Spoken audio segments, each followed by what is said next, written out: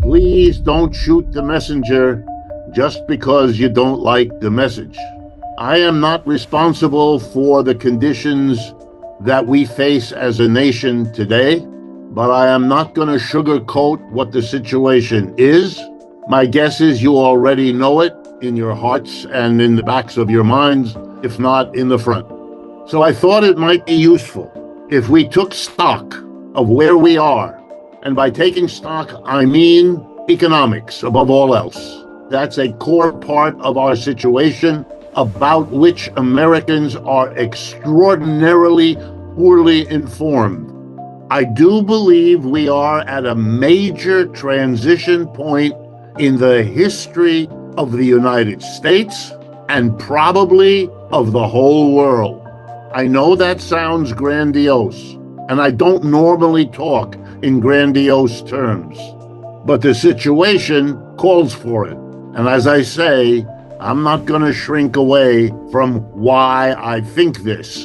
So let me begin by telling you why I think it's such an important moment in our history.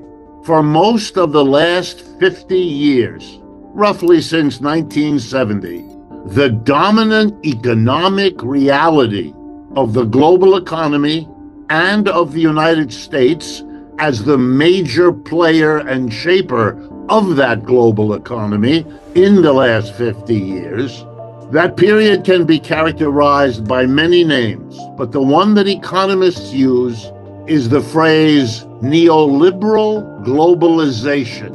And here's what it means, that in an era that we remember with names like Ronald Reagan and Margaret Thatcher, we turned away from the legacy of the New Deal. We turned away, as did many other countries, from the notion that a catastrophe like the Great Depression of the 1930s required that government play a major role in keeping capitalism tolerable for the mass of people. Remember what we did in the 1930s. We established Social Security that had never existed before in the United States. We established a minimum wage that had never existed before in the United States. We established unemployment insurance that had never existed before in the United States. And the government hired and paid 15 million people who were unemployed, and nothing like that had ever happened in the United States either. The government was called in to do all these things, in the words of one clever thinker, to give capitalism a human face. And it was paid for because it was very expensive, as you can imagine. To give every elderly American a Social Security check every month for the rest of their lives. To give unemployed people a check every week for a year or two. To hire 15 million people. And the money that paid for all of that were heavy taxes placed on corporations and the rich.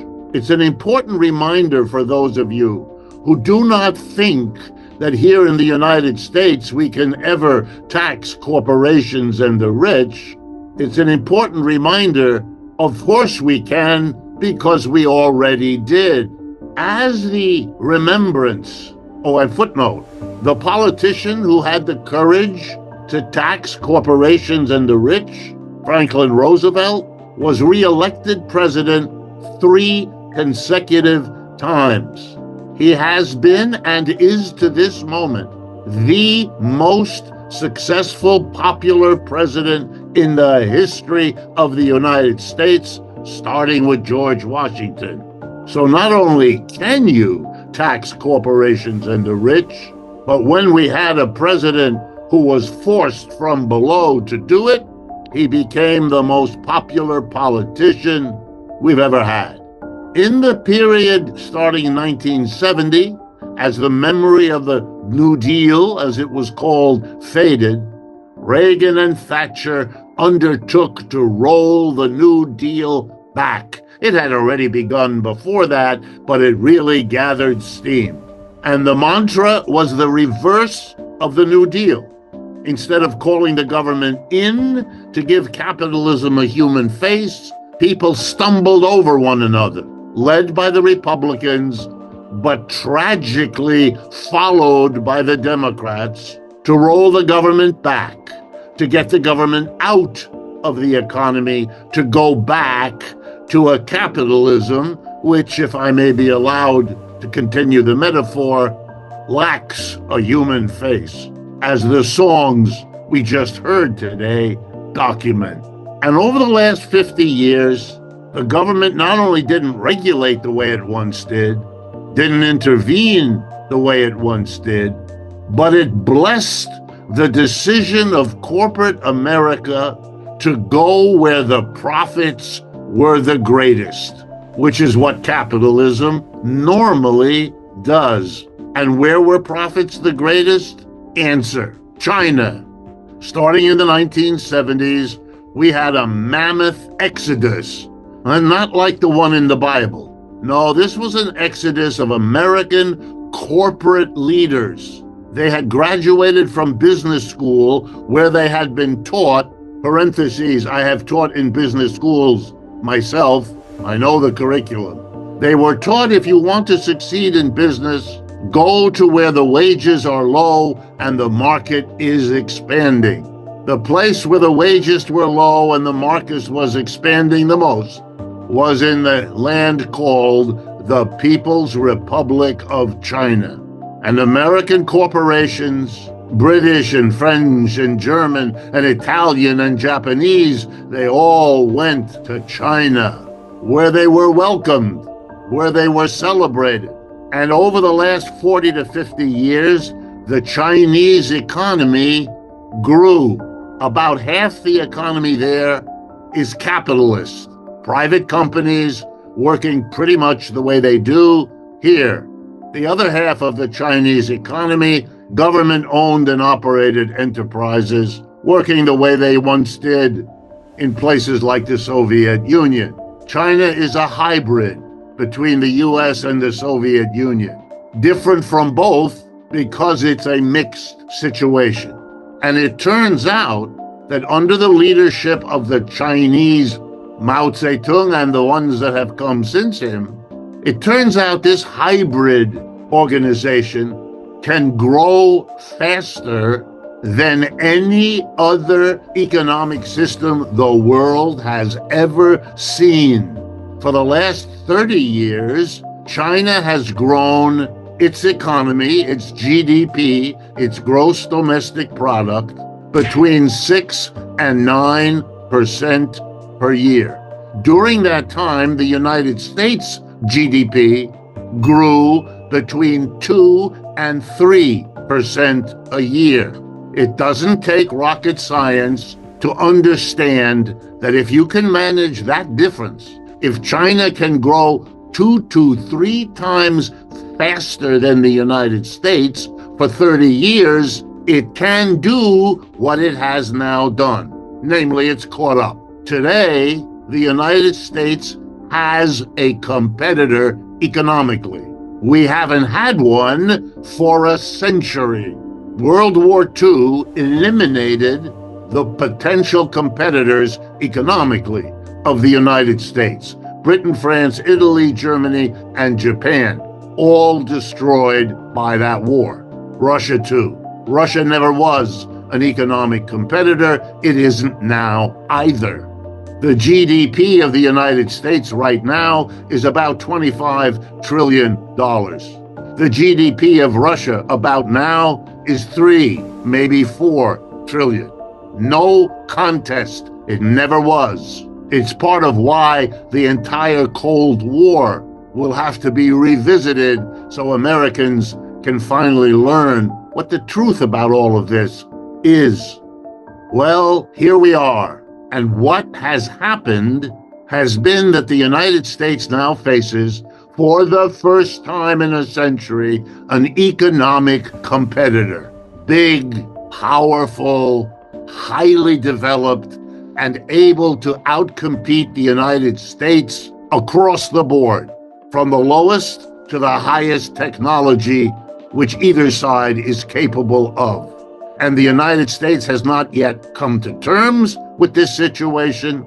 The American people are engaged in what my psychotherapist wife explains to me is called denial. The pretense, mostly to yourself, that the reality around you isn't there. It's best understood when glimpsing a toddler confronted by a scary barking dog, and the toddler puts his or her hands in front of her eyes, comforted by the thought that if you can't see the dog, it isn't there. But we all know you grow up, and at a certain point, not many years later, you come to understand you can put your hand there, but it doesn't make the dog disappear. China's going nowhere. China is growing. By the way, lest you think any of this is in the past, let me give you right now what the rate of growth of economic output is for 2024. These I'm about to give you are the estimates of the IMF, the International Monetary Fund, which monitors all of this. Economic growth for the United States, 2024, 2.8%, right on target with what it's been on and off for a long time. The economic growth of People's Republic of China this year will be 4.8%, nearly double. And the economic growth of India will be 7%. The next time you hear an American politician or you read in an American newspaper how the American economy is doing better than anyone in the world, please remember the word denial. That kind of statement, which I encounter almost every day, is the exact equivalent of a toddler putting fingers in front of her eyes or nose and hoping that the scary dog will go away. Not only have the Chinese outgrown us, but they have built an alliance with other countries that are recognizing that what was true for the last 75 years, a global economy dominated by the United States as the country that came out of World War II with no bombs that fell on it other than Pearl Harbor, and less damage than any other developed country. The Chinese have built an alliance called the BRICS, B-R-I-C-S. You don't hear as much about it as you ought to. It started a few years ago, Brazil, Russia, India, China, and South Africa, 5 countries. A year and a half ago, 6 more joined. And 3 weeks ago, 13 more joined. The BRICS together is more than half the population of this planet. The United States is 4.5%, not 50% of this planet. The total output of goods and services in the BRICS is significantly larger already than the total output of the United States and its major allies known as the G7. The United States, Canada, Japan, Britain, France, Germany, and Italy. So now every country in the world, every company in the world is reassessing and redesigning its strategy for the future. And what do I mean? They're redesigning because the dominant player in the world of the last 70 years, the United States, isn't the dominant player anymore. There is a bigger player, richer player in the BRICS, which means if you're going to build a railroad in your country, you don't just go to Washington or London or Paris. You may go to them, but you're going to ask them what offer they can make, and then you're going to compare it to what you can get from Beijing, New Delhi, and Sao Paulo. And in case after case, the choice is made to go with the BRICS, not the West. So what do I mean? I mean to tell you all that if you asked me to tell you what is the biggest reality we now have to face, it's the end of the American empire. What we inherited from the British, because they had the last empire before this one, is now over, and there is zero chance It's coming back. It ought to have been a central issue in the presidential election we just had. Instead, the two candidates and their parties worked overtime to practice denial. No such a thing. The war in Ukraine, just to take one of countless examples, will show you how costly this denial is. When the war begins in February of 2022, President Biden told us, along with all of his officials, Russia would be brought to its knees. The Russian currency, the ruble, would collapse. The entire West would side with Ukraine against the Russian invasion and would defeat the Russians. None of that happened. Every part of that prediction proved false. Why? Because the way Russia was to be brought to its knees was by denying the market for Russian oil and gas, whose export the Russians depend on. It's a major industry for them. And they exported all of that energy to Western Europe. When the Western Europeans, under pressure from the United States, closed their markets to Russia, the expectation was that Russia would collapse. Instead, Russia went to its allies in the BRICS, above all China and India, and arranged to sell to them the oil and gas they no longer sold to the Europeans. As a result, Russia is growing faster this year than the United States, and it has grown at a faster rate than the United States throughout the war. You couldn't be more mistaken than this. That's what it means if you deny a reality. What we know about the history of every other empire that also grew, was powerful, and then died was that the ride up as you're growing is a lot more fun and pleasant than the ride down when you're dying. The ride up was the 20th century, which many of you, like me, lived through. We now have to figure out how we descend when our empire is dying.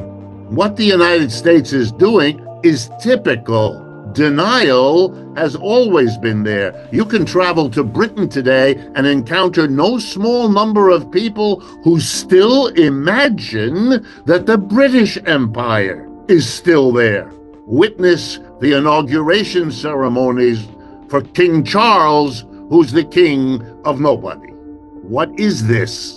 Here's how it works in the United States. People who are rich and powerful are offloading the costs of a declining empire off of themselves. They don't want to suffer, which I understand. But if the economy is going down, which it is, and the people at the top are keeping theirs, which they are, then the rest of us, the middle class, the lower classes, the poor, we're going to be taking it on the chin more and more. And let me give you just a few of the examples.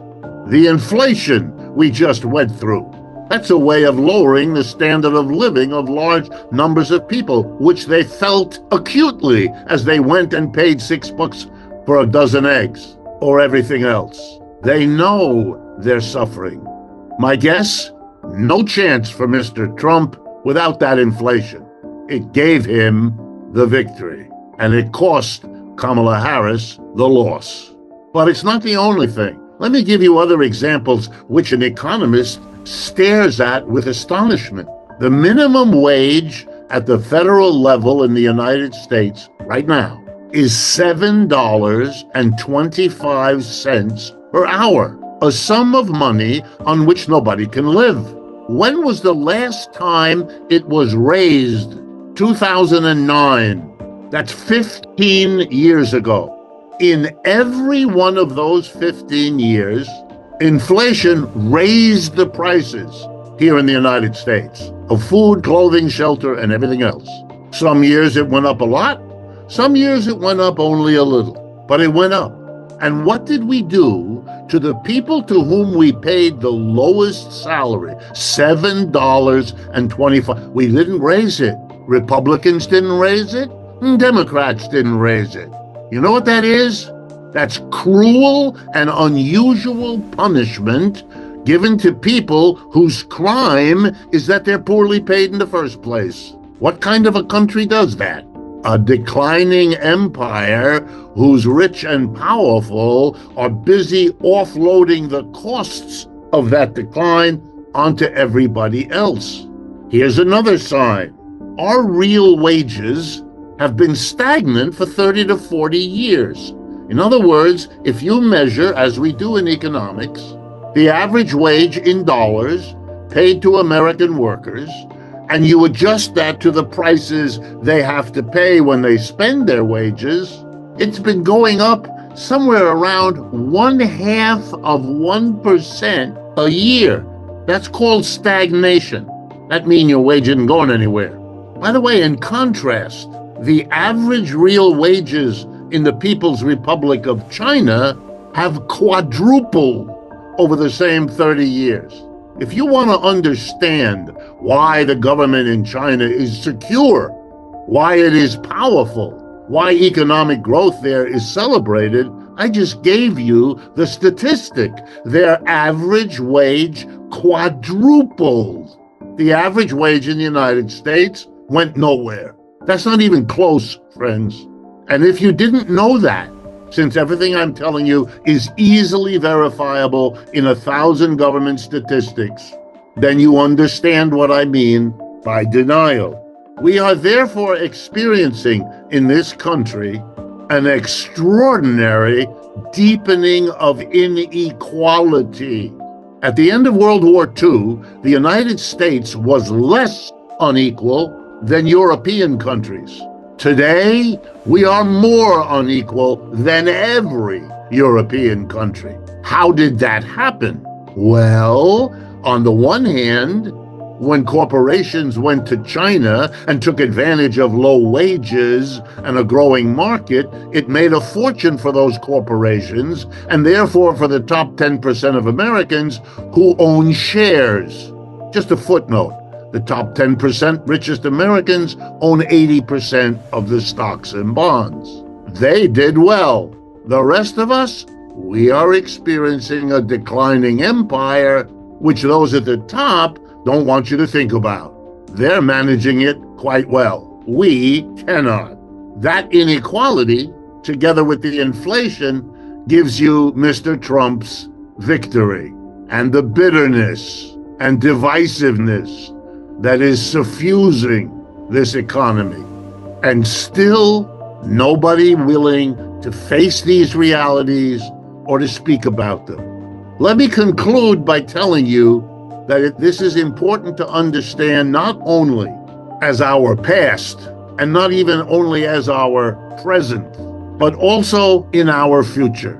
This denial, this refusal to face the realities of the economy we have and that is shaping our lives, and even more those of our children, promises us frightening near future.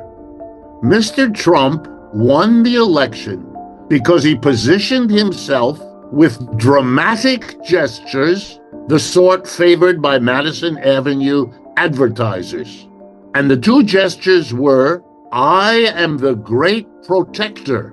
Mr. Trump understood far better than the Democrats that people feel attacked, undermined, frightened, scared, worried for themselves and their children, as well they should be. They glimpse fearfully where things are going. They want to be protected from it all. So he put himself forward as the great protector. And his two images were walls, the image of a protector. He's going to put a steel wall at the southern border to protect us against the invasion of the immigrants. And then he's going to put another wall, a tariff wall, to protect us against the evil Chinese. Very powerful images. very successful. But in terms of economics, total incoherent nonsense. It's impossible, and it's a bad joke. And the whole world is watching. And while it's watching this bad joke unfold, the gap between the United States and the G7 on one hand, and the People's Republic of China and the BRICS on the other, deepens. The United States' effort to stop, block, undercut China have failed. Been doing it now for 15 years. Started big time under Obama. It doesn't work. And so the question is, what? Do you keep doing it? When the United States' people wanted to become independent of George III, the dominant king of the great British Empire, it ended up in a war, the War of 1774, 5, and 6, our Independence War.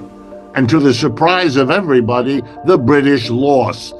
In 1812, they tried again, and they lost again. After that, the British decided, okay, we'll have to work out an arrangement. And the United States arrangement was, you're independent, you can take Latin America. That was the Monroe Doctrine that happened a few years after that.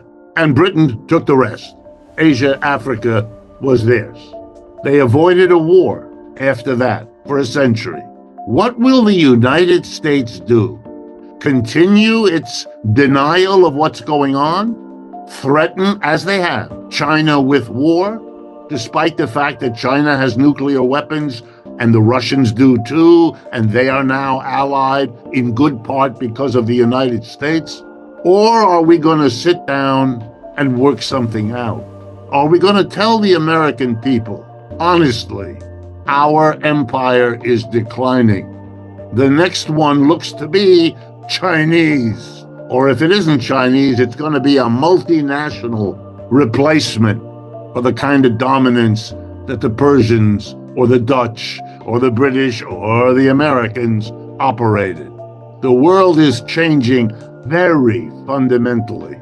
We are living, as I said a half hour ago, at a time of enormously profound change.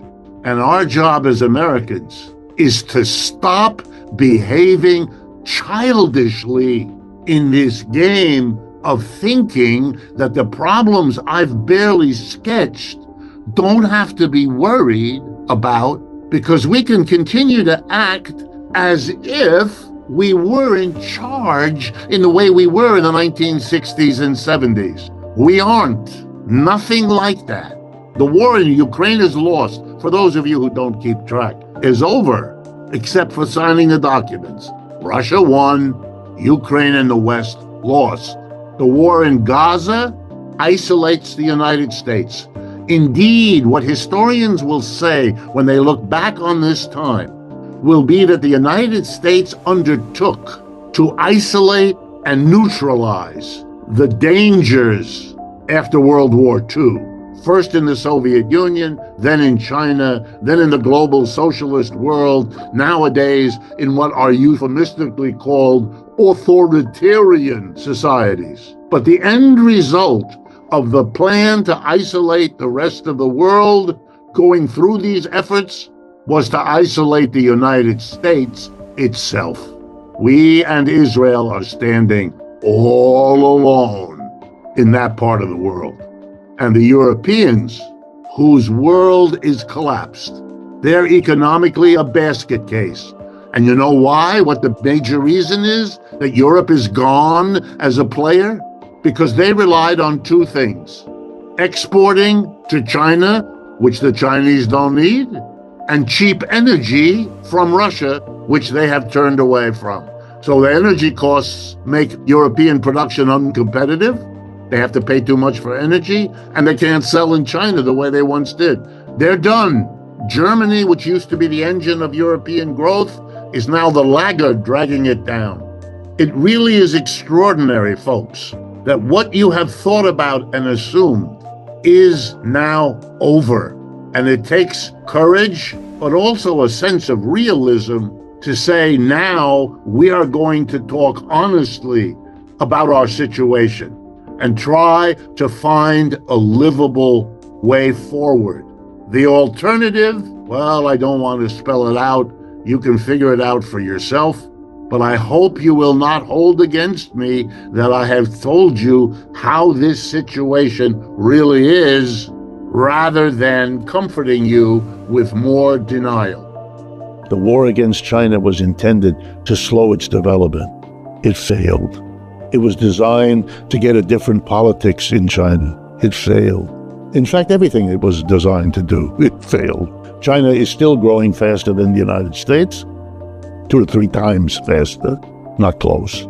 The tragedy of Biden and of the Democrats is that they don't have the power or the commitment to do anything. They basically continued the anti-China economic warfare. They varied it a bit, maybe a little less intense, but pretty much the same.